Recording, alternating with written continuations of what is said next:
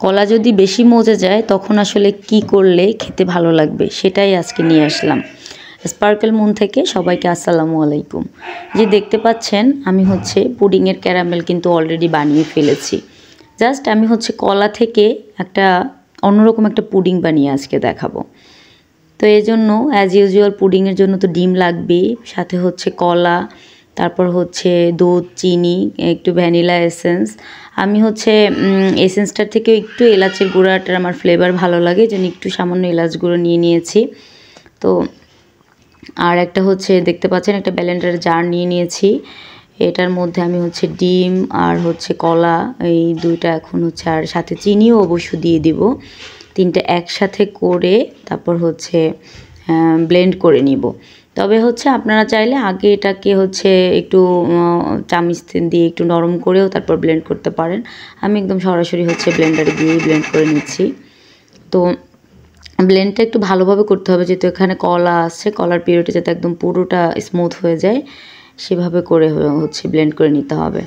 এরপরে হচ্ছে আমি যে দেখতে পাচ্ছেন লিকুইড মিল্ক, এটা একটু আসলে উষ্ণ গরম থাকা অবস্থায় এটার সাথে মিশিয়ে নিচ্ছে, একদম পুরোটা ঠান্ডা করে নিই।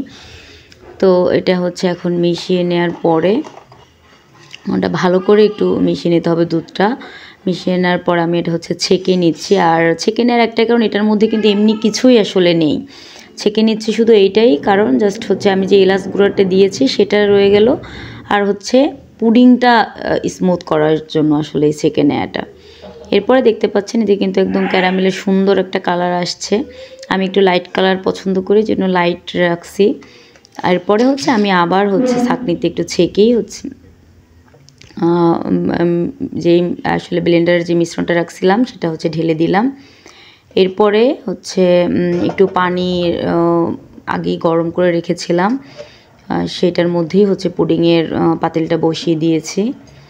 আর কিছুক্ষণ ওয়েট করেছি 30 মিনিটসের মতো। 30 মিনিটস পরে হচ্ছে দেখলাম যেটা হয় না, পরে হচ্ছে আবার একটু চুলায় রেখেছি। তারপরে হচ্ছে দেখলাম এটা আসলে একদম ফাইনালি সুন্দর হয়েছে। তারপরে কিছুক্ষণের জন্য ফ্রিজে রেখেছিলাম ঠান্ডা হওয়ার জন্য, যেটার ক্লিপ আসলে আমি নিতে ভুলে গিয়েছি। এরপরে ফ্রিজ থেকে বের করে দেখতেই পাচ্ছেন এটাকে আসলে আনমোল্ড করা হচ্ছে, এবং এই যে ফাইনালি আমার পুডিং ডান। আর ওই যে আমি আসলে ক্যারামেলটা লাইট রেখেছি এবং খুব বেশি ক্যারামেল আমি করিনি, আমি যেহেতু খুব বেশি ক্যারামেল পছন্দ করি না, এই জন্য দেখতেই পাচ্ছেন আমার ক্যারামেলের কিন্তু খুব বেশি পানি নাই, আবার হচ্ছে অত ডিপ কালারও হয় নাই। আমি এরকম একটু লাইটই আমার ভালো লাগে, এই জন্য আমি লাইট রেখেছি। আপনাদের যার যেরকম আসলে ভালো লাগবে সেরকমই করতে পারবেন।